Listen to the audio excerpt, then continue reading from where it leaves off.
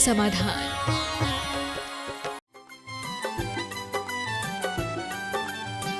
इस कार्यक्रम के पुण्यार्चक हैं श्री चंद्रसेन विनोद कुमार जैन, रामपुर वाले, VKJ projects private limited, Dehradun.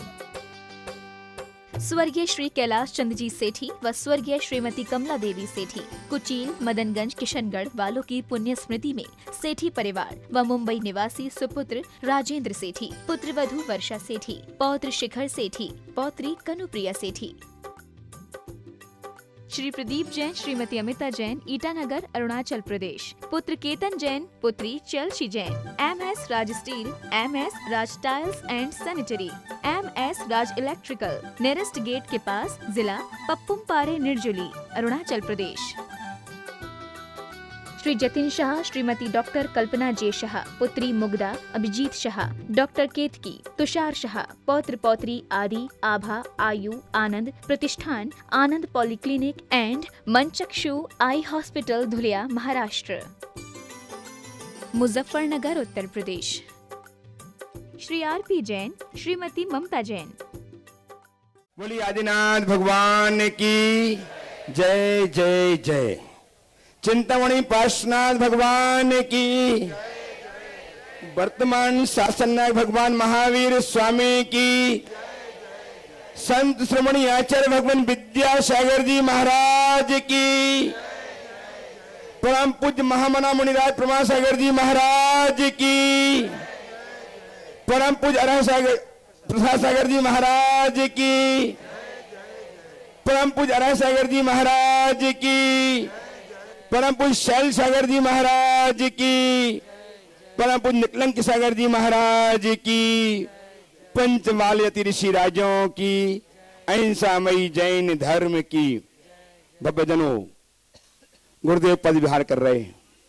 सौभाग्य मिला आज पिपलाई नगर की इस सुश्रावक समाज को, जहां के इस प्रांगण में आचार्य भगवान विद्यासागर जी महाराज के परम प्रभावक शिष्य, गुणायतन प्रणेता, भावना प्रवर्तक, संकल्प समाधान के प्रवर्तक एवं संप्रेरक समण महामना मुनिराज अपने 4 गुरु भाइयों के साथ हमारे नयन पथगामी हो रहे हैं।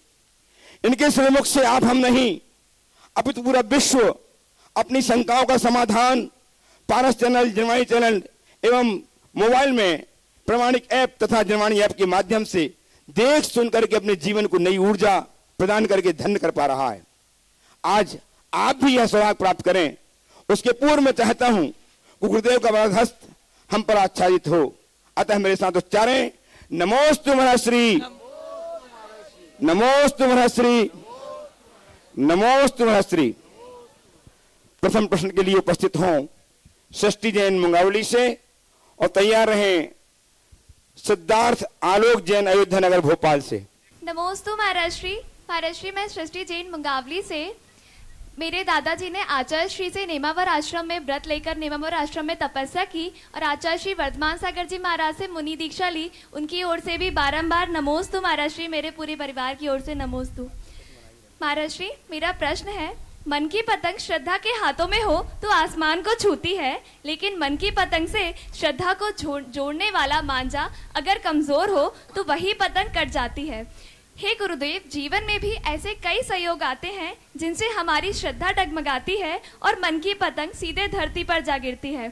उन संयोगों को हम कैसे पहचानें और उनसे कैसे बचें, जिससे हमारी पतंग की आजादी भी ना छिने और उसका धरती से सामना भी ना हो। नमोस्तु गुरुदेव। उन संयोगों को हम कैसे पहचानें और अपनी पतंग को कैसे संभालें कि उसकी आजादी भी न छिने और हम धरती से सामना भी ना हो। देखिए, सीधी सीधी बात है, आपने अगर पतंग उड़ाई हो तो इसका अनुभव होगा। पतंग उड़ाने के 2 तरीके होते हैं। एक व्यक्ति है जो पतंग उड़ाता है और पतंग के उड़ाने का आनंद लेता है, और दूसरा वो है जो पतंग उड़ाते उड़ाते पेंच लड़ाता है। जो पेंच लड़ाते वो कट जाते हैं और जो उड़ते हैं वो हमेशा उड़ते रहते हैं। तो इस जीवन में अपनी श्रद्धा को मजबूत बनाए रखना चाहते हो तो भावना के मांझे से मजबूत धागे के साथ इस धर्म के गगन में अपनी जीवन की पतंग को उड़ाओ, लेकिन पूरा ख्याल रखो मुझे खुद उड़ना है, किसी से पेच नहीं लड़ना है। बस इतनी बात समझ लोगे, जीवन धन्य हो जाए। हाँ, उपस्थित हैं सिद्धार्थ जी, आलोक जैन जी अयोध्या नगर भोपाल से। तैयार हैं सुश्री पलक मोदी, तैयार हैं इंजीनियर राजेश जी मड़वैया। पंचपालती मुनिवरों के चरणों में मेरा, मेरे परिवार का और कस्तूरबा नगर जैन समाज का 3 बार नमोस्तु नमोस्तु नमोस्तु। हे गुरुवर, जैसे कहा गया है कि एक मछली पूरे तालाब को गंदा कर देती है, उसी प्रकार आजकल कुछ बच्चे ऐसे गलत कार्य कर रहे हैं जिसके कारण माता पिता कुछ अच्छे बच्चों पर भी विश्वास नहीं कर पा रहे हैं। तो हे गुरुवर, मेरी शंका यह है कि हम ऐसा क्या करें जिससे ऐसे माहौल में माता पिता भी हम पर पूर्ण विश्वास रखे रहे। हे कृपया समाधान कीजिए। देखिए, एक मछली तालाब को गंदा करती है, ये कहावत सही है, और इसके साथ दूसरी कहावत भी है, तो वो है कि काजल की कोठरी से बेदाग निकलना। जब माँ बाप को संशय हो और वो हमें हिदायतें दे तो हमें सहज स्वीकार करना चाहिए, क्योंकि गंदे तालाब में जो रहेगा वो भी गंदा हो जाएगा। जहाँ गंदगी है हमें उससे बचना चाहिए और उससे सुरक्षित दूरी बनाकर चलना चाहिए, और फिर अपने माँ बाप की हिदायतों से अपनी एक सीमा निश्चित कर, मर्यादा निश्चित कर, अपनी बाउंड्री लाइन खींचकर अपने तरफ, अपने चारों ओर एक सुरक्षा कवच बनाना चाहिए, और अत्यंत विनम्रता पूर्वक उन्हें कहना चाहिए कि माना कि काजल की कोठरी है, मैं बेदाग निकलूंगा। श्रीमती अनीता जी पंत भोपाल से, अनीता जी पंत भोपाल से उपस्थित हों। तैयार हैं इंजीनियर संजय जी जैन मिलिट्री। नमोस्तु महाराज श्री, नमोस्तु महाराज श्री, नमोस्तु महाराज श्री। मेरा और मेरे पंत परिवार का आपको बारंबार नमोस्तु नमोस्तु। महाराज जी, शास्त्र दान का हमारे जीवन में क्या महत्व होता है, और अगर हम बच्चों से शास्त्र दान करवाते हैं तो उनके जीवन पर क्या प्रभाव पड़ता है? देखिए, शास्त्र दान की एक बड़ी प्रसिद्ध कथा है। कौंडेश ग्वाला ने मुनिराज को शास्त्र दिया था। कहावत है कि वही आगे चलकर कुंद कुंद हो गया। इससे बड़ा महत्व और क्या होगा। ये उपकरण दान की श्रेणी में आता है और महान पुण्य का कारक माना जाता है। ज्ञान की वृद्धि और आत्मा की पात्रता का विकास पात्र दान से होता है, शास्त्र दान से होता है, इसलिए देना चाहिए। बोलिए। श्रीमान इंजीनियर संजय जी मिलिट्री से, और तैयार हैं श्रीमती कल्पना चौधरी साकेत नगर भोपाल। हेलो, बोलिए बोलिए आप। मंचा सिंह साधु परमेश्वरी के चरणों में नमोस्तु नमोस्तु नमोस्तु। महाराज श्री, शंका के साथ साथ एक निवेदन भी है कि जैसा कि मैं मिलिट्री ऑफिस में कार्यरत हूं, तो इतनी विषम परिस्थितियों में हमारे साथी भाई लोग, जो फौजी भाई लोग हैं, बॉर्डर पे इतने निम्न तापमान में या अधिकतम उच्च तापमान में भी कार्यरत होते हैं और देश की जनता की रक्षा के लिए परिवार छोड़ के अपना कर्तव्य निर्वाह करते हैं। उनका ये कर्तव्य धर्म की किस श्रेणी में आता है, और साथ में उनके लिए आपका आशीर्वचन भी। देखिए, 2 दिन पहले भी मैंने इस संदर्भ में अपनी बात की थी। बार बार पुनरावृत्ति ठीक नहीं, पर मेरा उन सब के लिए आशीर्वाद है, और सीमा की सुरक्षा में जो लगे हैं वे सैनिक केवल सैनिक नहीं हैं, जैन धर्म शास्त्रों के अनुसार वे एक तपस्वी हैं, तपस्या कर रहे हैं। ऐसी तपस्या जिससे पूरा देश सुरक्षा की सांस ले रहा है, और उनकी तप की अनुमोदना कुल इतनी है कि सारा देश उनके प्रति कृतज्ञ बने रहे, और जब जरूरत पड़े अपना सब कुछ वारने को तैयार रहे। आइए श्रीमती कल्पना जी चौधरी साकेत नगर भोपाल से, तैयार हैं श्री संयम जी जैन, साकेत नगर, इलेक्ट्रॉनिक मीडिया, भोपाल। मंचासीन पांचों महामुनि राजाओं को नमोस्तु नमोस्तु नमोस्तु।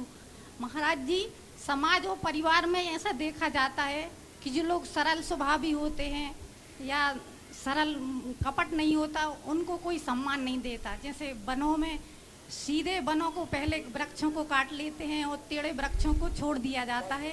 ऐसे ही समाज में, परिवार में जो लोग कुटिल होते हैं और अपने मायाचार से दिखावा करते हैं, उनको ज्यादा सम्मान मिलता है। देखिए, मैं एक ही बात कहता हूँ, आपने उदाहरण दिया सीधे लकड़ी को सब काटते हैं, टेढ़े को कोई नहीं काटते हैं। थोड़ा सा आगे बढ़ो, सीधे को काटते हैं तो भी फर्नीचर बनता, टेढ़े को तो सीधे जलाया जाता है। नमोस्तु महाराज, नमोस्तु। नमोस्तु मुनि। अपना नाम बोल दीजिए।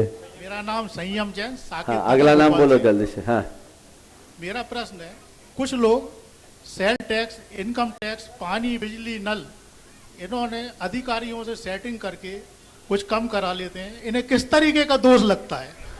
क्या समाधान दीजिए मुनि श्री। देखिए, कर चोरी तो चोरी है और ये पूरी तरह अवैधानिक है। अवैधानिक कार्य धार्मिक नहीं कहला सकता।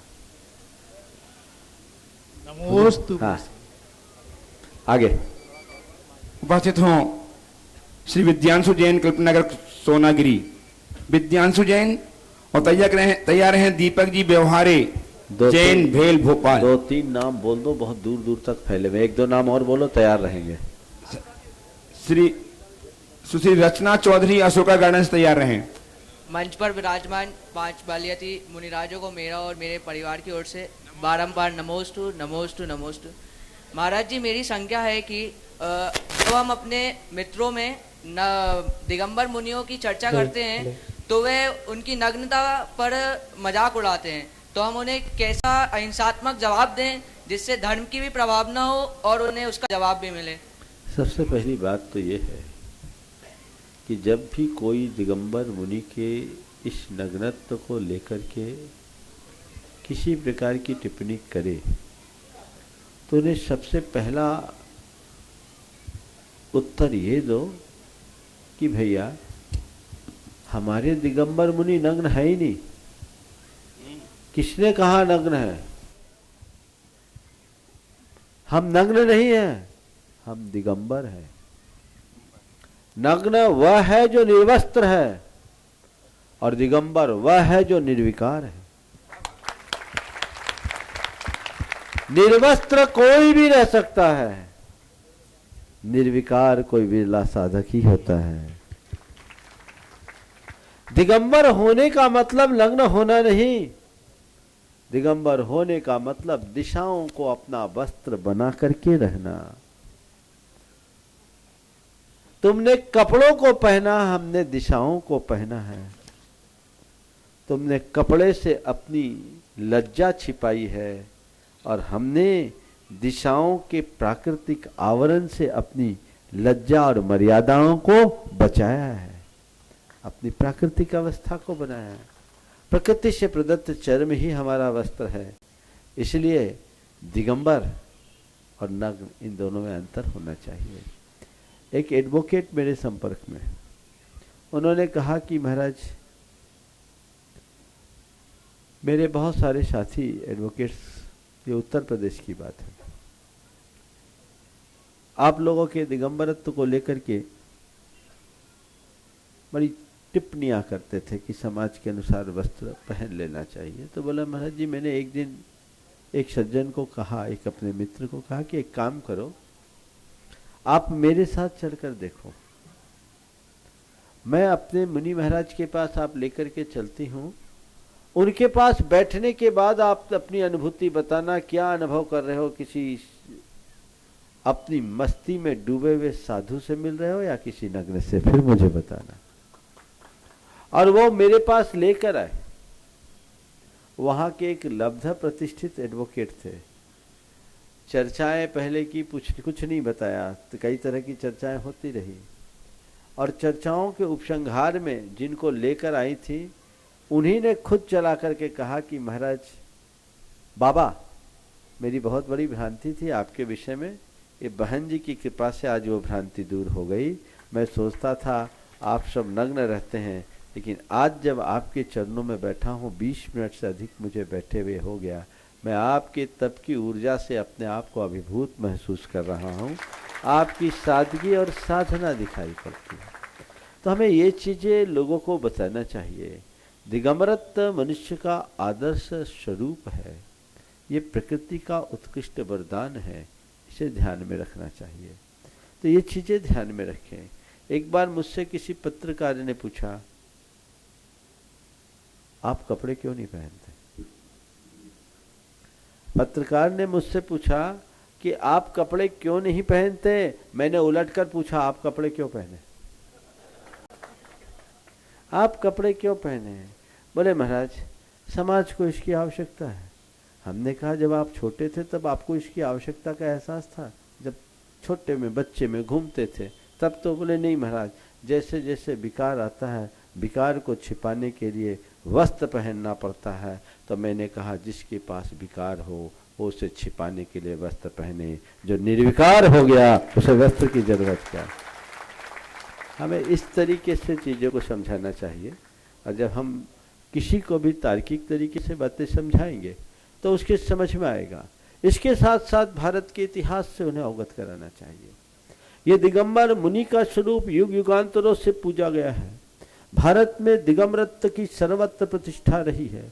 वेदों में दिगंबर मुनि को वात रचना मुनि के रूप में जाना गया। नग्न और वात रचना मुनि जो वायु को ही लेते हैं, ग्रहण करते हैं, ऐसे निर्ग्रंथ दिगंबर वात रसन मुनि को वेदों में अत्यंत सम्मान की दृष्टि से देखा गया।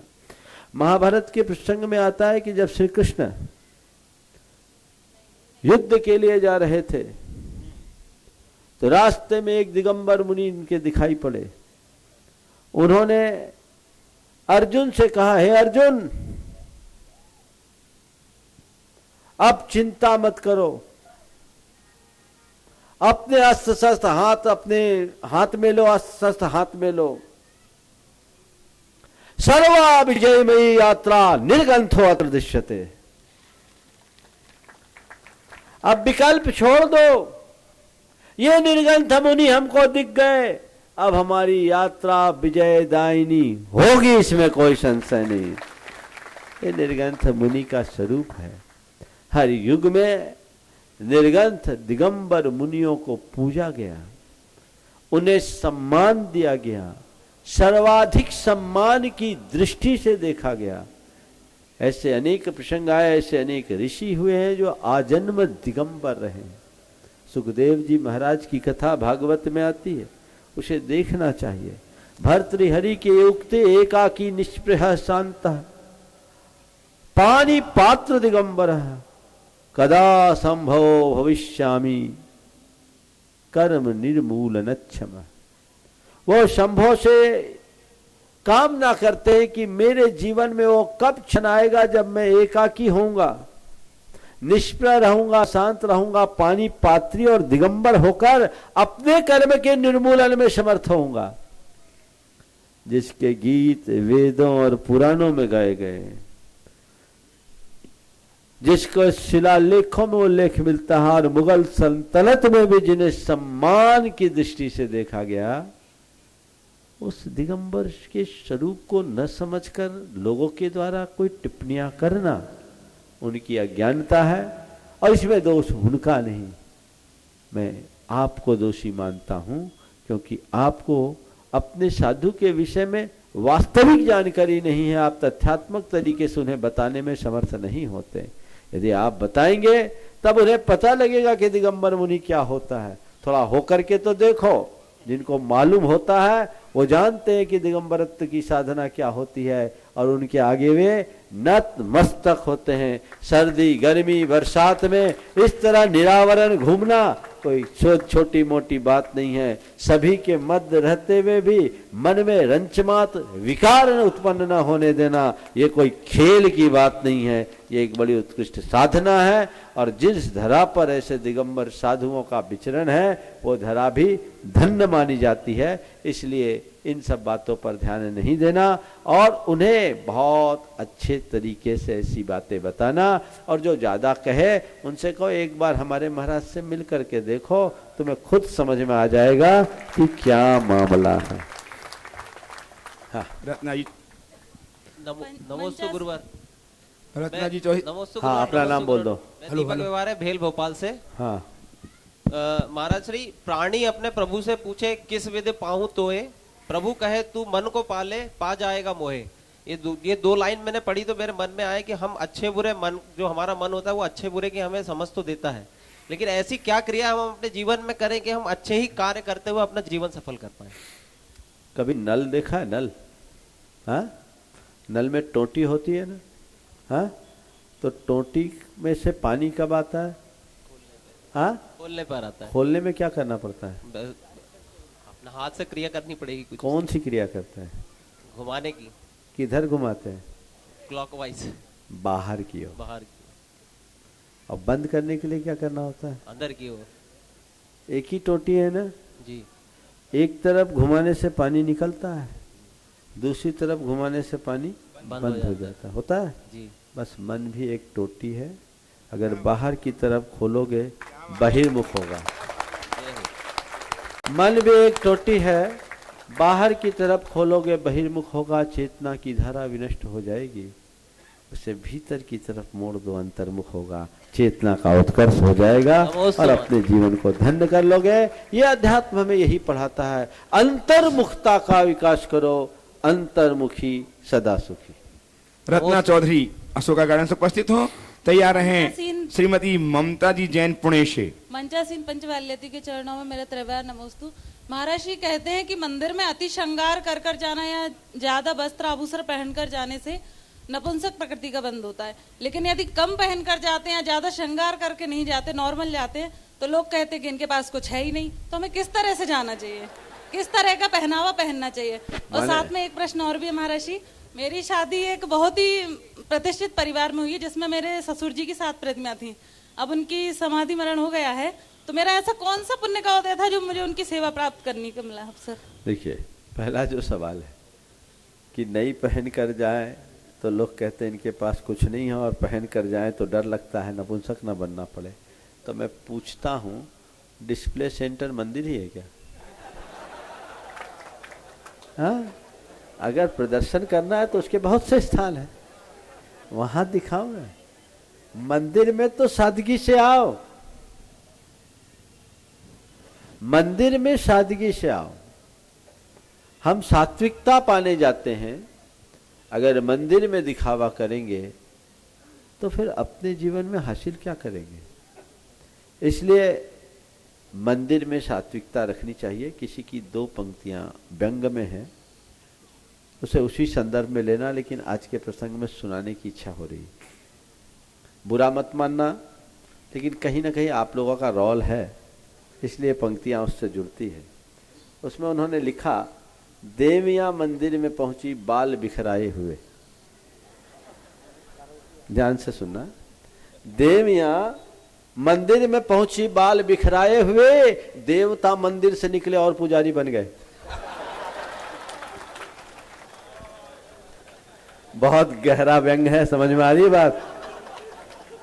इसलिए मंदिर में आइए, सात्विकता की प्रतिमूर्ति बनकर आइए। भले आपके मन में कोई विकार नहीं, पर एक बात का ध्यान रखें कि मेरे निमित्त से किसी का मन विचलित होता है तो भगवान की आराधना में कहीं न कहीं मैं भी निमित्त बन रही।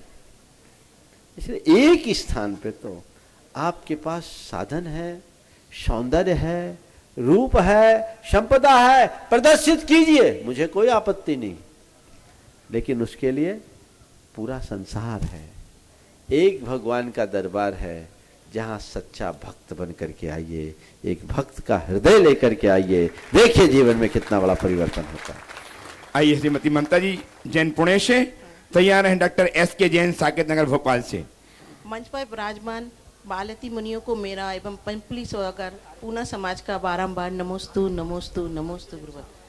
गुरुवर मेरी शंका है कि आत्मा के प्रदेश सारे शरीर में रहते हैं, तो आत्मा का केंद्र बिंदु कहाँ है, एवं भवनवासी एवं बेंतर देश देवों की कौन सी लेस्या होती है? आत्मा का नमोस्तु। केंद्र बिंदु कहाँ है? जी देखिए, आत्मा का केंद्र बिंदु ऐसे कहा जाता है कि 8 मध्य प्रदेश होते हैं जो नाभि में होते हैं। वो 8 ही होते हैं जो हमारी दृष्टि में नहीं आते। और भवनवासी वेंतर और ज्योतिष देव जब पर्याप्त हो जाते हैं तो उनकी पीत लेशा होती है, और उत्पत्ति के समय नियमतः कोई अशुभ लेशा होती है। डॉक्टर आर के जैन साहब साकेत नगर भोपाल से उपस्थित हो। तैयार हैं गुणायतन के ट्रस्टी अनंत मुनि भक्त श्रीमान विक्रम जी काला साहब रांची से। नमोस्तु भगवान, नमोस्तु भगवान, नमोस्तु। मेरी माँ सरोज जैन, पत्नी डॉक्टर रश्मि और सुरम्या जैन तथा साकेत नगर मंदिर के सभी धर्मावलंबी की तरफ से नमोस्तु महाराज जी, नमोस्तु महाराज जी। मेरा सवाल ये है महाराज श्री कि मरीज के परिजन और डॉक्टरों के बीच आजकल बहुत दूरी बढ़ती जा रही है, विश्वास कम होता जा रहा है। जो गंभीर मरीज आते हैं वो सभी एजेड होते हैं, उसके बाद भी वो स्वस्थ होकर घर जाना चाहते हैं। डॉक्टर इस जगह पे बहुत मजबूर होते हैं। यदि हॉस्पिटल में रखते हैं तो बोलते हैं बिल बढ़ा रहे हैं, और यदि पेशेंट चला जाता है तो फिर ऊधम मचाते हैं। महाराज जी, ये आज की ज्वलंत समस्या है, कृपया समाधान करें। दूसरा, धर्म और अध्यात्म इस समस्या एक सवाल किया था। इसी में देखिए, एक बार मैंने एक प्रवचन किया था चिकित्सकों के मत जयपुर में, और लगभग जयपुर के 500 से अधिक चिकित्सक थे, और उस दिन का विषय था चिकित्सा, चिकित्सक और धर्म। मैंने उस पर काफ़ी विचार और दिए थे अपने।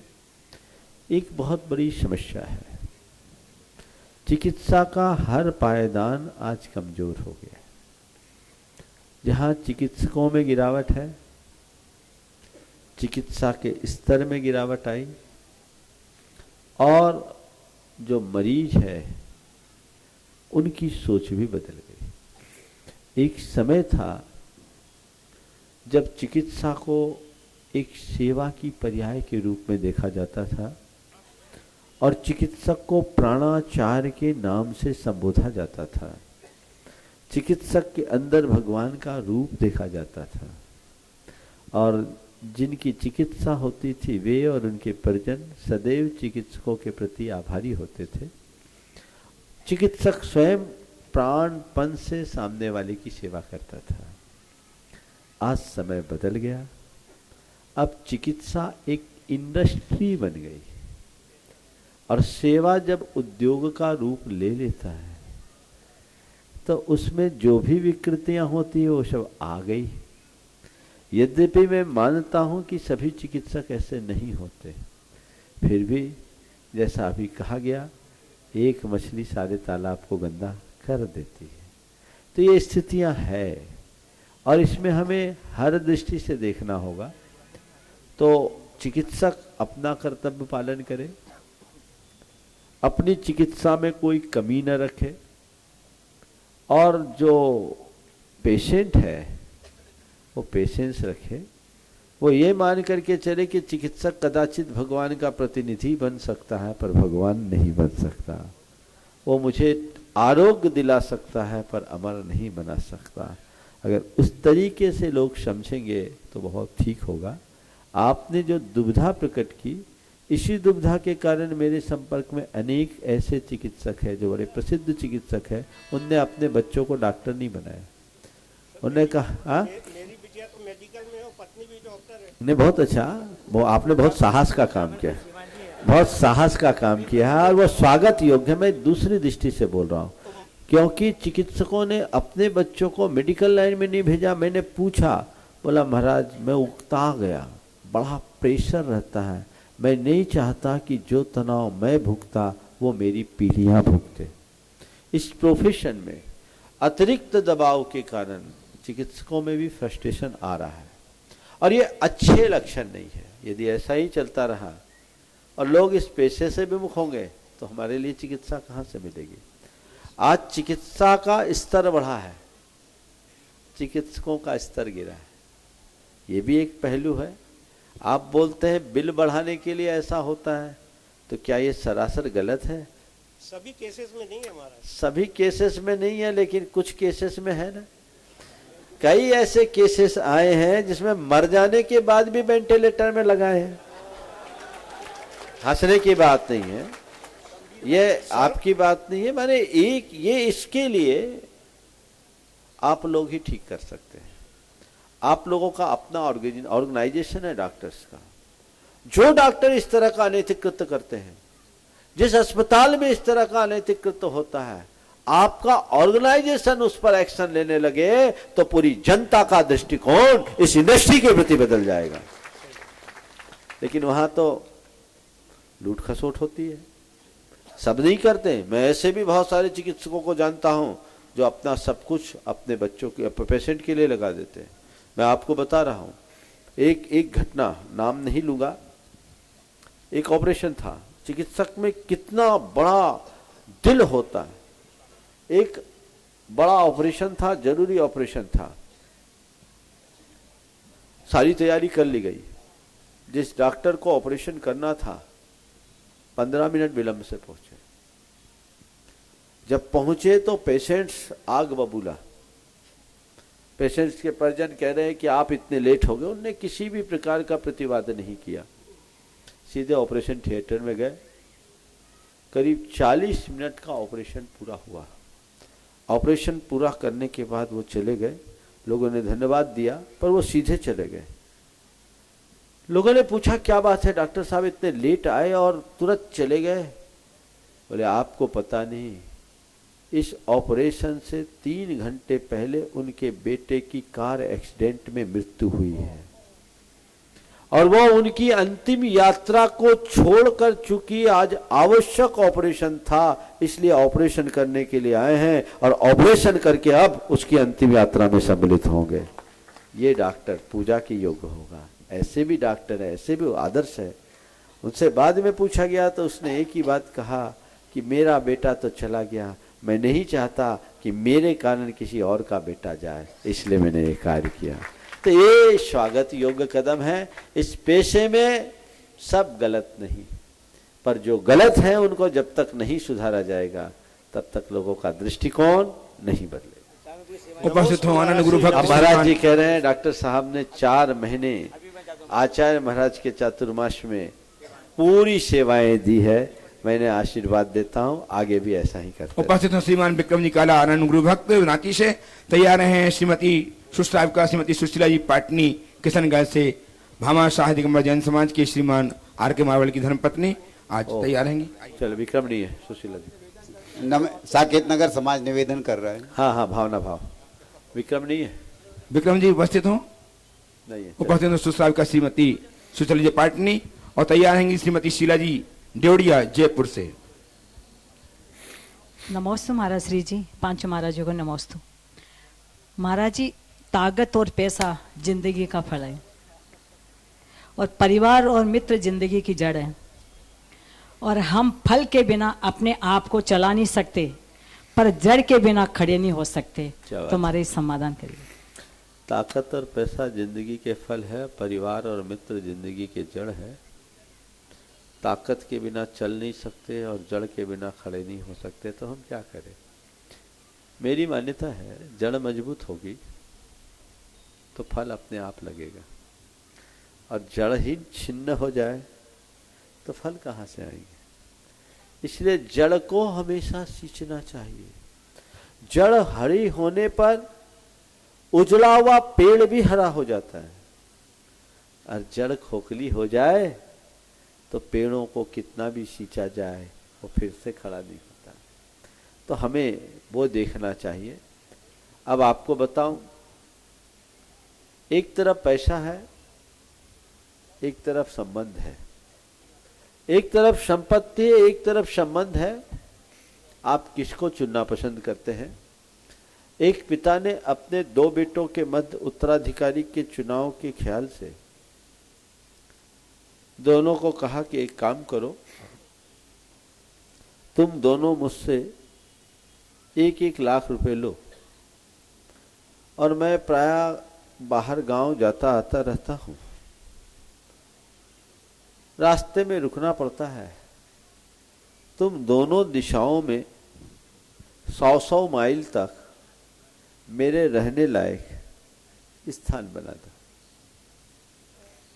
पहले ने सोचा कि लाख रुपए में क्या होगा, लेकिन ठीक है पिताजी ने कहा है, तो उसने 10-10 माइल में 10 कुटिया बना दी, 10 छोटी छोटी झोपड़ी बना दी, और दूसरा पूरा पैसा रखा रहा, कुछ किया नहीं। समय पूरा हुआ, पिता ने दोनों को बुलाया, बोला बेटे तुमने अपना काम कर दिया। पहला बड़ा खुश होकर बताया, बोले हाँ पिताजी आपने जैसा बोला था वैसा मैंने कर दिया, आपके यहाँ से वहाँ तक 10 स्थान बना दिए। बोले बेटे दिखाओ। दिखाया तो घास फूस की झोपड़ी। बोले आपके रहने का स्थान। बेटा मैंने क्या कहा था? आपने कहा था मेरे रहने लायक स्थान बना देना। तो बेटा तुझे मेरे रहने लायक ये स्थान दिखाई, झोपड़ी में ही मैं रहूंगा। पिताजी इससे सस्ता और क्या बनेगा? इससे सस्ता और कोई नहीं बनेगा, 10-10 हजार में एक बनाए। पिता को खुशी नहीं हुई। दूसरे बेटे से पूछा, क्यों बेटे तुमने मकान बना लिया? बोले पिताजी मैंने अपना काम कर लिया। कितने रुपए लगे? बोले रुपये एक भी नहीं लगे। रुपए पूरे। तो तूने क्या किया? बोले मैंने अपना काम कर लिया। बोले क्या? बोले आपने कहा था मेरे रहने लायक स्थान बना दो, मकान बना दो। पिताजी मैंने इस पूरे के पूरे 6 माह में एक भी मकान नहीं बनाया, पर 100 मील तक जितने भी घर थे सबको अपना मित्र बना लिया। आप जहां जाओ सब आपके लिए पलक पांवड़े बिछाए खड़े हैं, सबके घर में आप ठहर सकते हैं। तो बस आपको ये देखना अपने जीवन में आपने क्या बनाया। अगर संपत्ति बढ़ाई तो वो झोपड़ी बनेगी, और संबंध बनाए तो हर घर में महल बनेगा। इसलिए संबंध को अपने जीवन की एक संपत्ति बनाना चाहिए। हमने सुना है फोर्ड कंपनी के संस्थापक हेनरी फोर्ड ने अपने जीवन के अंतिम दिनों में ये बात कहा कि मैंने अपने जीवन में जितना समय पैसा कमाने में लगाया हो, अगर उसका एक अंश भी मित्र बनाने में लगाया होता तो आज मेरी ये बुरी दशा नहीं होती। काश लोग इस सच्चाई को समझे और संपत्ति की अपेक्षा संबंधों के महत्व को पहचाने। श्रीमती शीला जी जोड़िया जयपुर से उपस्थित हों और तैयार हैं श्रीमान IAS सुरेश जी जैन। परमेष्ठी पद में आने वाले 5 मुनिराजों को मेरा, मेरे परिवार का और तनिषा का विशेष रूप से नमोस्तु नमोस्तु नमोस्तु। हे गुरुवर, वेद विज्ञान क्या है और क्या हम वेद ज्ञान कर सकते हैं? भेद विज्ञान बड़ा स्पष्ट है। भेद के ज्ञान का नाम भेद विज्ञान है। भेद का मतलब क्या? फर्क, अंतर। शरीर और आत्मा की भिन्नता के फर्क को जानना ही भेद विज्ञान है। मैं शरीर नहीं हूँ, मैं आत्मा हूँ, इस बात की पहचान ही भेद विज्ञान है। और भेद विज्ञान कोई कठिन नहीं है, बहुत सरल है यदि हम समझने की कोशिश करें तो। हर पल भावना भाव कि मैं शरीर से भिन्न आत्मा हूँ, मैं शरीर से भिन्न आत्मा हूँ, या मैं आत्मा हूँ, मैं आत्मा हूँ, मैं आत्मा हूँ। इस प्रकार की भावना भाते भाते एक समय ऐसा आता है कि हमारे भीतर भेद विज्ञान घटित हो जाता है। नमोस्तु गुरु। आइए श्रीमान सुरेश जी जैन भोपाल से तैयार हैं श्री सौरभ जी जैन, प्रेमचंद जी जैन, सागर, दृष्टि गुणायतन। सभी 5 गुरुवारों को त्रैवार नमोस्तु।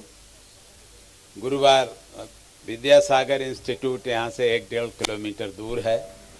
उस संस्था को चलते हुए 25 साल हो गए हैं। पूज्य प्रभाव सागर जी वहाँ पहुँचे थे शिलान्यास के कार्यक्रम में।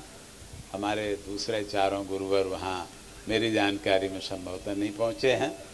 मेरा विनम्र निवेदन है कि आप वहाँ पधारें।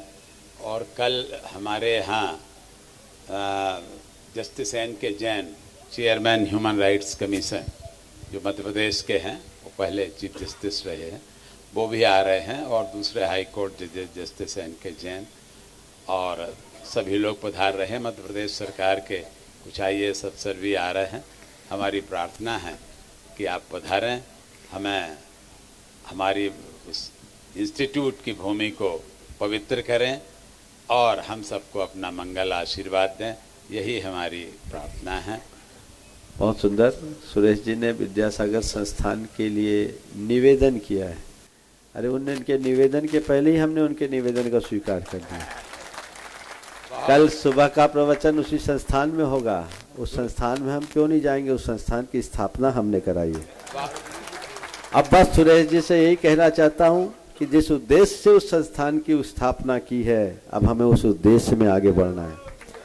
25 वर्षों तक आपने उसे बहुत अच्छे से संभाला, इतनी बड़ी धरोहर को एक नई पहचान दी, उसके लिए आपका जितना आभार व्यक्त किया जाए वो कम है। लेकिन चूंकि मैं भी इस क्षेत्र में नहीं रहा, दोष आपका नहीं, और मैंने इस बीच कुछ कहा नहीं, इसलिए अब मैं चाहता हूं, अब कल जाऊंगा, देखूंगा, वहीं बताऊंगा। लेकिन ये बात सही है, कल आप सब भी संस्थान में आइए और उस जैसा गुरुदेव के नाम से उस संस्थान की स्थापना है, हमें वैसी ही ऊंचाई देना है। और सुरेश जी पूरी तरह समर्पित है। एक ऐसे व्यक्ति हैं, मैंने इनको हमेशा देखा है, कभी इन्होंने कोई नकारात्मक बात नहीं की है, हमेशा सकारात्मक सोच लेकर समाज को रचनात्मक दिशा देने का प्रयास किए हैं। अब कल चलते हैं, वहाँ जाने के बाद जो अच्छा घटना होगा घटेगा। हमने तो भोपाल आने के पहले ही सोचा था कि 20 साल हो गए एक भोपाल के प्रवास में, इस बार संस्थान को प्राथमिकता देनी है, इसीलिए चौक से निकलते ही हमने पहले संस्थान का कार्यक्रम बनाया। सुरेश जी ने 3 दिन पहले बोला था मुझसे, हमने कहा अभी देखता हूँ क्या कार्यक्रम है, लेकिन उसी रात्रि मेरे मन में बात आई कि नहीं, पहले शुरुआत इधर से कर लो, फिर देखते हैं। आज आपने निवेदन किया, पूरे देश भर के लोग उस संस्थान को देखे। पूरे इतने बड़े नगर में 20 एकड़ का इतना बृहत परिसर किसी शहर में नहीं है। मैं समझता हूँ मध्य प्रदेश के किसी शहर में ऐसा परिसर नहीं है। और भोपाल जैसी जगह जो राजधानी है और जहाँ इतनी तादाद में जैन हैं, बहुत कुछ संभावनाएं उसमें हैं। आप भावना भाइये, साकार होगी। उपस्थित हो ट्रस्टी। हाँ, गुरुदेव, हम लोग सभी साष्टांग समर्पित हैं। मेरा एक छोटा सा प्रश्न शेष रहेगा। ठीक। आप हमेशा विधान का आयोजन, सिद्ध चक्र विधान का आयोजन सर्वत्र कराते हैं। कहीं मैंने पढ़ा है आपके वचनों में कि यदि ये विधान, सिद्ध चक्र विधान तीर्थ पर किया जाए या सिद्ध क्षेत्र पर किया जाए तो और ज्यादा पुण्य प्राप्त होता है। तो मेरी आपसे प्रार्थना है कि इसी प्रकार का एक विधान नैनागिरी जैन सिद्ध क्षेत्र पर आयोजित करने के बारे में विचार करें। आप 5 गुरुजन आमंत्रित हैं। बहुत हमारी बड़ी कृपा। भावना भाई, ये बात सही है कि सिद्ध क्षेत्र में 7 गुना और सिद्ध क्षेत्र में गुरु के सानिध्य में हो तो सहस्त्र गुना फल मिलता है। आपने नैनागिर की भावना भाई है, देखिए निमित्त बनेगा तो जरूर आपकी भावना साकार होगी। आचार्य महाराज ने चातुर्मास नैनागिर में बहुत प्रवास रहा है और सुरेश जी शुरुआत से जुड़े हुए हैं। हाँ, आगे आइए। श्रीमान सौरभ जी जैन, प्रमदन जी जैन सागर, ट्रस्टी गुणायतन तैयार हैं। श्वेता जी, राजेश जी जैन, ट्रस्टी गुणायतन। मंचासीन पंच महामुनि राजों के चरणों में बारंबार नमोस्तु। सकल दिगंबर जैन समाज सागर की ओर से, भाग्योदय तीर्थ परिवार की ओर से, वडनी कॉलोनी जैन समाज की ओर से आप सभी को सादर नमोस्तु नमोस्तु नमोस्तु। महाराज श्री, आज के इस आपाधापी वाले माहौल में जहां हर इंसान हर चीज़ के लिए बहुत जल्दी करना चाहता है और हर तरीके से वो हर काम बहुत जल्दी करता है, चाहे अच्छे हो चाहे कोई भी काम हो, इन सब कामों में कर्म बहुत लगते हैं। क्या कर्मों का फल भी हम सभी को जल्दी नहीं मिल सकता? और दिव्यांश एक चीज बोलना चाहे। नमोस्तु महाराज, नमोस्तु महाराज। महाराज, मेरा प्रश्न है कि हम बच्चों को सुबह से उठकर क्या करना चाहिए? बहुत सुंदर। पहला सवाल तुमने पूछा है, कर्मों का फल जल्दी नहीं मिल सकता। मिल सकता है, लेकिन एक बात बताऊं, अच्छा है कि कर्मों का फल जल्दी नहीं मिलता, क्योंकि कर्मों का फल जल्दी मिलने लगेगा तो अच्छे का भी मिलेगा, बुरे का भी मिलेगा। थोड़ा बैलेंस शीट देख लो, दिन भर में बुरे कर्म ज्यादा करते हो कि अच्छे? बुरे ज्यादा ना, तो उलझन में फंस जाओगे। इसलिए कर्म सिद्धांत की ये प्रक्रिया बड़ी अच्छी है कि कर्मों की स्थिति को बदलने के लिए एक लंबा समय मिल जाता है। अनंत जन्मों के कर्म को आप एक क्षण में विनष्ट कर सकते हैं यदि आपके अंदर ज्ञान प्रकट हो जाए।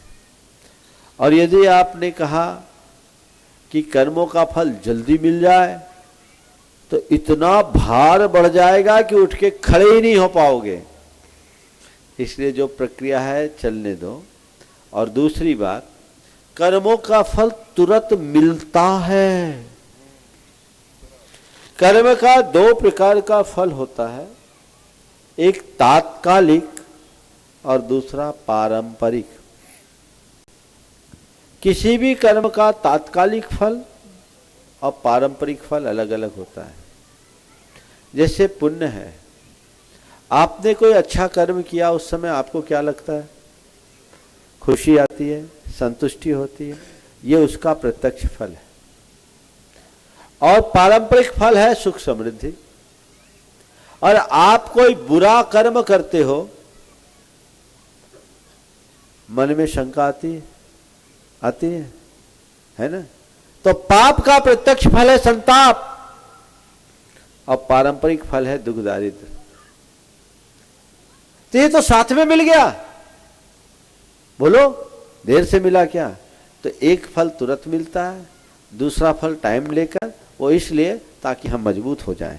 इस बच्चे ने पूछा हम लोगों को सुबह उठकर क्या करना चाहिए, है ना? सबसे पहले उठ करके भगवान का नाम लेना चाहिए, भगवान को याद करना चाहिए, भगवान को धन्यवाद देना चाहिए। हे भगवान, आपकी कृपा से मुझे आज एक नया दिन देखने को मिला, ऐसी शक्ति दे कि आज का दिन हम अच्छा बना सके। फिर अपने माता पिता दादा दादी के पैर छूने चाहिए और उनसे कहना चाहिए आपने हमें जन्म दिया, जीवन दिया, हमें इस लायक बनाया, आपके चरणों में कोटि कोटि प्रणाम, आपका आभार। समझ गए? उसके बाद नहा धोकर भगवान के दर्शन करना चाहिए, फिर स्कूल जाना चाहिए। ये बच्चों का काम कर लेना चाहिए। चलिए। उपस्थित श्रीमती श्वेता जी राजेश जैन ट्रस्टी गुणायतन और तैयार हैं डॉक्टर हर्षवर्धन जी जैन भोपाल।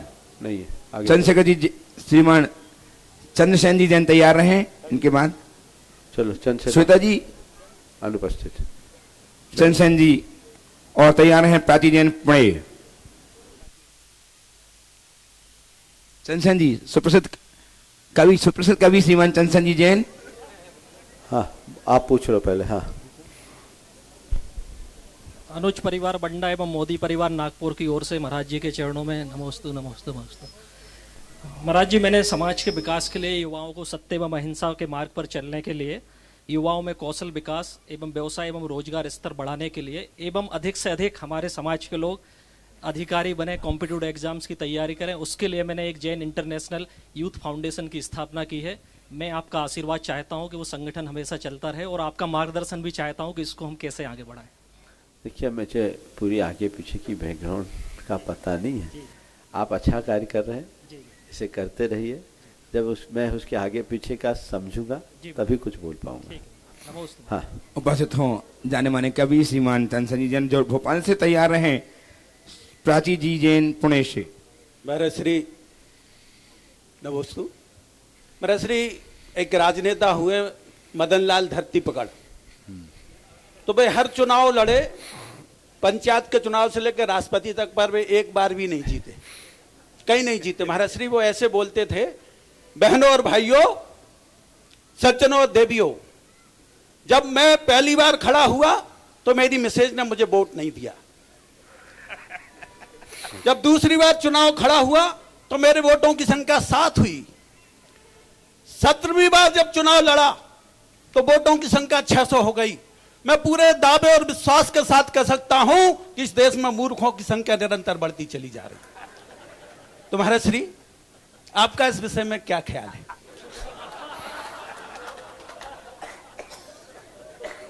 आप पूछ रहे हैं कि देश में निरंतर बढ़ते हुए मूर्खों की संख्या के विषय में आपका क्या ख्याल है, तो मैं आपकी बात में सहमति जताते हुए उसमें थोड़ा संशोधन करता हूं कि देश में मूर्खों की संख्या तो बढ़ रही है, लेकिन पढ़े लिखे मूर्खों की संख्या ज्यादा बढ़ रही है।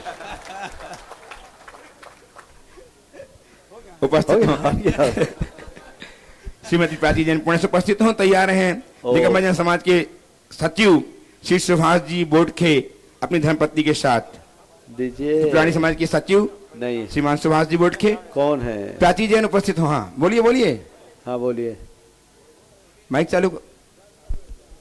मंच में बैठे पांचों महाराजों को मेरी तरफ से नमोस्तु नमोस्तु नमोस्तु। महाराज जी, मैं प्राची जैन पिंडरी नरेंद्र जी पिंडरी की बेटी हूँ।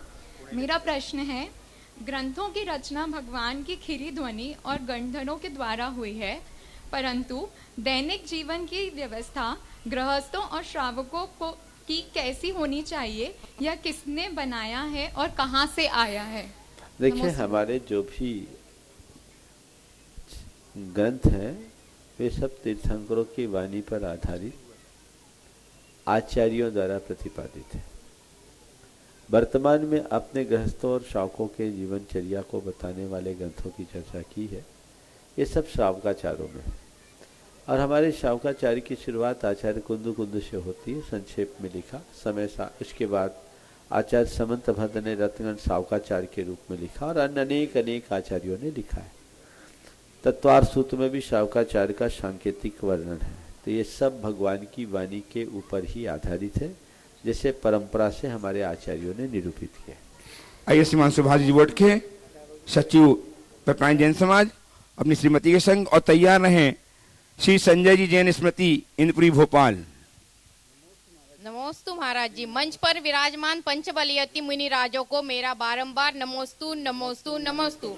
हे गुरुवर, हम ऐसे समाज में रहते हैं जहाँ सुंदरता को रंग से देखा जाता है, शिक्षा को अंकों से देखा जाता है और सम्मान को पैसे से देखा जाता है। ऐसे विषम परिस्थितियों में सामान्य श्रावक को कैसे रहना चाहिए और धर्म धारणा करनी चाहिए? शिक्षा को अंक से, सौंदर्य को रंग से और सम्मान को पैसे से देखा जाता है। ऐसे समय में हमें क्या करना चाहिए? देखिए, ये सब चीज़ें देखने की है, लेकिन व्यवहारिक रूप से ये पूरी तरह काम की नहीं है। और जो लोग ऐसा देखते हैं उन्हें देखने दें, हमें धैर्य रखना चाहिए। ऐसे लोग समय पर धोखा खा जाते हैं, जो अंक तो पा लेते हैं पर अंकित नहीं करते। वे परीक्षा की जिंदगी में भले सफल हो जाए, जिंदगी की परीक्षा में फेल हो जाते हैं। उन्हें बहुत कुछ भोगना पड़ता है। तो हमारे अंदर सीख हो वही सही शिक्षा है, नंबर शिक्षा का प्रतिमान नहीं। दूसरी बात, रंग और सौंदर्य की बात है। ये तो कब बिखर जाए पता नहीं। अंततः काम गुण आते हैं, इसे हमें कभी भूलना नहीं चाहिए। और पैसा सम्मान दिला सकता है, लेकिन पैसा कब हाथ से छिटक जाए इसका भी पता नहीं। इसलिए हमें इन बातों से अप्रभावित रखते हुए अपने पास जो ज्ञान है उसे अपनी पूंजी बनाना चाहिए। अपना जो रूप है उसे ही और गुणों के माध्यम से निखारना चाहिए, और अपने पास जो धन है उसका सदुपयोग कर हृदय की उदारता को बढ़ाना चाहिए। उपस्थित संजय जी जैन स्मृति इंद्रपुरी भोपाल, और तैयार रहें ब्रह्मचारिणी बहन वंदना दीदी प्रतिमा स्थली जबलपुर। नमोस्तु गुरुवर, नमोस्तु गुरुवर, नमोस्तु गुरुवर। गुरुवर, आप अंतर्राष्ट्रीय स्तर पर सभी आयु वर्ग के बीच में आज आपको सब जानते हैं, मगर मैंने विशेष महसूस किया है छात्र छात्राओं के बीच में आपको वो सर्वश्रेष्ठ एक मोटिवेशनल स्पीकर के रूप में आपको उपाधि दी है उन्होंने। छात्र छात्राओं को कहना है कि आपका जो प्रलोभन आप जो देते हैं वो उनके लिए बहुत उपयोगी होता है। गुरुदेव, आप छात्रों को बोलते हैं आशावादी और महत्वाकांक्षी होने के लिए। जो गुरुदेव शिक्षा के लिए उच्च शिक्षा में जाना चाहते हैं या सरकारी उच्च पदों के लिए एमपीपीएससी यूपीएससी की तैयारी करते हैं, उनके लिए सफलता और असफलता की सीमाओं का निर्धारण वो कैसे करें और अपने स्वयं का मूल्यांकन कैसे करें, जिससे वो कितने वर्षों तक इसकी तैयारी करते रहें, या गुरुदेव जो इसमें उनके पास अभी जो है उसको ही अच्छा मान के संतुष्ट हो जाएं। कृपया मार्गदर्शन उन छात्र छात्राओं का करें। नंबर तैयार है तुम्हारा कमल जी आखिरी में है, नंबर तुम्हारा आखिरी में आया है। सवाल बहुत अच्छा है, फिर विस्तार में बताता हूँ। प्रतियोगी परीक्षाओं में जाने के इच्छुक छात्र छात्राओं अपनी सफलता और असफलता का निर्धारण कैसे करें। दूसरी बात आपने पूछा है स्वयं का मूल्यांकन कैसे करें, क्या अध बीच की स्थिति को ही वो पूर्ण मान ले। देखिए, जहाँ तक मेरा कहना है कि मनुष्य को तब तक लगे रहना चाहिए जब तक अंतिम संभावना शेष हो। प्रतियोगी परीक्षा में यदि कोई लगता है तो उसे अंतिम समय तक हार नहीं मानना चाहिए। जब तक तुम्हारे पास अवसर है अपना सब कुछ उसमें लगा दो। आज नहीं कल सफल होंगे। बहुत से ऐसे हैं जो 3-3, 4-4 अटेम्प्ट तक आगे नहीं बढ़ पाते और आखिरी में होते तो सीधे शिखर पर चले जाते। बिल्कुल सही। तो उनको उसके लिए लगे रहना चाहिए। हाँ, ऐसे लोगों को जिनके साथ बैकग्राउंड अनुकूल नहीं है, जिनके ऊपर आर्थिक जिम्मेदारियां बड़ी है, उन्हें थोड़े समय के लिए संघर्ष करना चाहिए। दूसरों पर निर्भर रहने की जगह अपने दूसरे संसाधन विकसित करते हुए थोड़े समय के लिए रथ को रोक दे और फिर जैसे समर्थ हो वापस आगे बढ़े और उस लक्ष्य को प्राप्त करने का प्रयास करना चाहिए। मैं युवाओं को ये नहीं कहना चाहता कि वो दूसरों से सहयोग लेके प्रतियोगी परीक्षा में आ गया है। वो अपने दम पर आए, जरूरत पड़े तो ट्यूशन पढ़ाए, कोचिंग करे, अपना खर्चा खुद निकाले और थोड़े समय बाद आगे बढ़े। अपना मूल्यांकन उसे बहुत तटस्थ भाव से करना चाहिए। रोज अपना एनालिसिस करके देखना चाहिए, अपनी क्षमताओं को आंकना चाहिए और दूसरों से कंपैरिजन नहीं करना चाहिए। स्वयं का मूल्यांकन स्वयं के स्तर पर देखना चाहिए और जो मैं कर रहा हूं उसमें मेरी लायकी कितनी है। यदि इतनी बातें समझ ले तो आगे बढ़ेगा, लेकिन जहां है वहां थमने वाला कुछ नहीं कर सकता। हाँ, उपस्थित हूँ कमल जी हाथीसा। दीदी जी बोलो। नमोस्तु आचार्य जी, मंचासीन सभी मुनिवरों को बारंबार नमोस्तु नमोस्तु नमोस्तु। पृथ्वीवासी की सभी दीदियों और बच्चों की तरफ से भी बारंबार नमोस्तु। महाराज जी, हम लोग बच्चों को योग की कक्षाएं भी देते हैं, तो बच्चे कहते दीदी आप ये बाबा रामदेव जी का योग करा रहे हैं, और फिर जब मॉरल वैल्यू मीन्स धर्म की शिक्षा देते तो भी कहते दीदी यहाँ भी योग आता है। तो जो वो पतंजलि योग और जैन योग में क्या भेद है, क्या सामंजस्य? देखिए, योग है, उसे न पतंजलि से जोड़ो न जैन से जोड़ो। मलेरिया की दवाई कुनैन है, चाहे जैन खाए तो, मुसलमान खाए तो, हिंदू खाए तो, सिख खाए तो, ईसाई खाए तो, कुनैन उसके काम की है जिसको मलेरिया। इसलिए योग जिस रूप में आज प्रतिष्ठित हुआ है, ये एक लौकिक विद्या है जो लोगों की आवश्यकता है। इसे हमें अलग अलग परंपराओं में बांटना औचित्यपूर्ण नहीं दिखता। बच्चों को ये समझाओ कि जो योग है उसे अपनाओ। हाँ, जैन साधना की बात अगर देखी जाए तो शारीरिक योग की अपेक्षा भावना योग को महत्व दिया गया है, जो बड़ी उच्च साधना है, जो ऊपर की भूमिका में चल करके कराया जा सकता है, उसे भी कराया जा सकता है। लेकिन जिस योग को आप लोग करा रहे हैं अपने शारीरिक स्थिरता के लिए बहुत उपयोगी है और उसका हमें लाभ लेना चाहिए। इस प्रकार आज के इस सत्र को चलिए कमल जी पूछ लीजिए, हो गया है समय फिर भी। चलिए, परम पूज्य आचार्य गुरुवर के चरणों में नमन, एक स्पेशल प्रश्न के साथ बोलिए। पंच साधु परमेश जी के चरणों में मेरा बारंबार नमोस्तु। गुरुवर, एक प्रश्न है कि जब व्यक्ति की मृत्यु आती है तो क्या उसे पूर्व में कोई आभास होता है और क्या उसका कोई लक्षण प्रकट होता है, और अगर होता है तो क्या अकाल मृत्यु में भी ऐसा होता है क्या? देखिए, लक्षण प्रकट हुए बिना किसी की मृत्यु नहीं होती, लेकिन लोग बड़े विलक्षण हैं, सारे लक्षण को लांग जाते हैं। लक्षण तो प्रकट हो गए, बाल सफेद होना लक्षण है, दांत गिर जाना लक्षण है, आंखों से नहीं दिखना लक्षण है, कानों से नहीं सुन पाना लक्षण है, अपनी हाजमा की शक्ति का कम हो जाना लक्षण है, शरीर में कमजोरी आ जाना लक्षण है, ब्लड प्रेशर बढ़ जाना लक्षण है। पर तुम लोग विलक्षण हो कि उस लक्षण को समझते नहीं और अपने लक्षण सुधारते नहीं।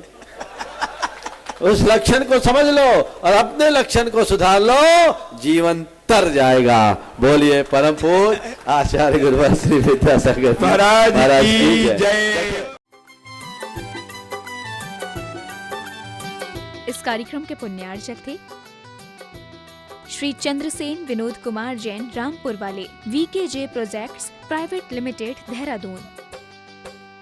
स्वर्गीय श्री कैलाश चंद्र जी सेठी व स्वर्गीय श्रीमती कमला देवी सेठी, कुचील, मदनगंज, किशनगढ़ वालों की पुण्य स्मृति में सेठी परिवार व मुंबई निवासी सुपुत्र राजेंद्र सेठी, पुत्र वधू वर्षा सेठी, पौत्र शिखर सेठी, पौत्री कनुप्रिया सेठी। श्री प्रदीप जैन, श्रीमती अमिता जैन, ईटानगर, अरुणाचल प्रदेश, पुत्र केतन जैन, पुत्री Chalshi Jain, MS Raj steel, MS Raj tiles and sanitary, MS Raj electrical, nearest gate के पास, जिला पप्पुमपारे, निर्जुली, अरुणाचल प्रदेश। श्री जतिन शाह, श्रीमती डॉक्टर कल्पना जे शाह, पुत्री मुग्धा अभिजीत शाह, डॉक्टर केतकी, तुषार शाह, पौत्र पौत्री Aadi, Abha, Ayu, Anand Pratishthan, Anand polyclinic and Manchakshu eye hospital, Dhulia, Maharashtra. Muzaffarnagar, Uttar Pradesh. Shri RP Jain, Shrimati Mamta Jain.